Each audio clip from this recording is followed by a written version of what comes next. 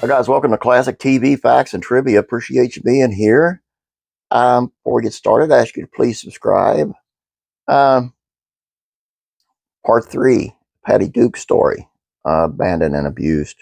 Alcoholism. Heartbreak. Let's get into it. Part 3. Patty Duke's co-star and friend Sharon Tate was brutally murdered. 1969, 2 years after starring in The Valley of the Dolls together, Patty Duke's co-star and friend Sharon Tate was brutally murdered by Charles Manson's family of followers. Pregnant and married to Rosemary's Baby director Roman Polanski, Tate's body was found on August 9th in L.A., along with 4 others at the home of the actress shared with Polanski, who was away at the time. Tate almost had a different fate, one that would have led to a long and peaceful life. According to Curbed Los Angeles, before settling on the ill-fated home in Cielo Drive, where she was killed, Tate and Polanski were actually renting out Duke's home on Summit Ridge Drive. According to Duke herself, they were even debating on buying it. 2016, the same year Duke passed away, our friend William J. Jankowski, who co-authored the actress' final book, In the Presence of Greatness, published her memoir. In it, Duke described her friendship with Tate in greater detail. They shared a housekeeper who ultimately found the bodies and reported it to the police. It haunted her for a long time. Turns out Duke and Tate were supposed to have dinner on the same evening the murder occurred, yet Duke declined at the last minute as she was sick with strep throat and feared that she would get her pregnant friend sick as well. Although Patty Duke got a handle on her bipolar disorder in '82, she still couldn't salvage her 13-year marriage to actor John Aston, whom she divorced in '85. Luckily for Duke, she didn't have the opportunity to grieve her failed romance as she swiftly hopped on board a new project, Time to Triumph. Same year as her divorce, Duke traveled to Fort Benning, Georgia, to shoot the flick.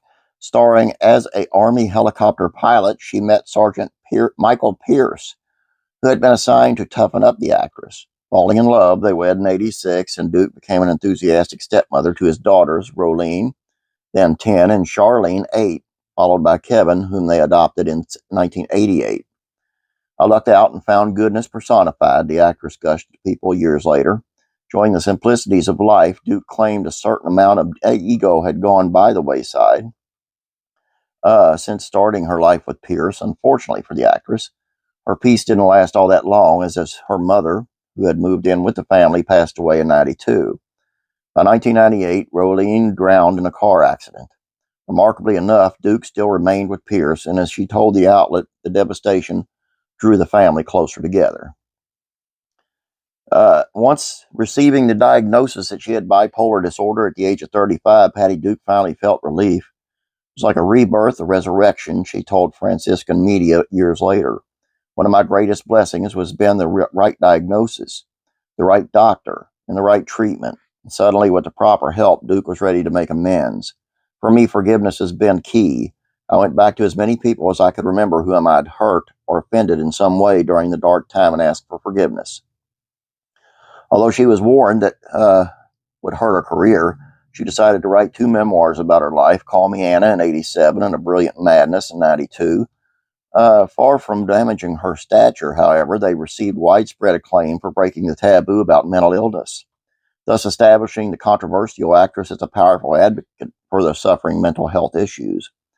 I chose to take responsibility for those things that I did, and I tried to not, you can't fix them, you can't buy back that time, but to certainly explain to the people who were so seriously injured emotionally and spiritually that there was something else going on. After spending the latter part of her career as a mental health advocate and reconciling with her family, Patty Duke died suddenly and unexpectedly at the age of 69 in 2016.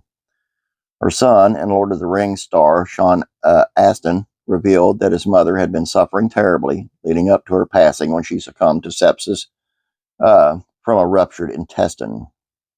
Much like his mother, however, Astin looked towards the positive. She was surrounded by her family, he told the outlet. It was in the middle of the night, and it was a race to get her there. It was a very powerful experience, and in her last moments, she was at peace. Remembered for her captivating roles, Aston also praised his mother, Patty Duke, for her newfound mission in life. The more she opened up, the more she shared of her pain. Now she has a new identity, and that was to share what she had gone through with other people. And that's the final part. I hope you guys got something out of this. I hope it helped somebody to know what she went through. And if you're going through the same, just get help. That's all I have for you. Please subscribe if you don't mind. Have a great day. God bless you. I'll be praying for you.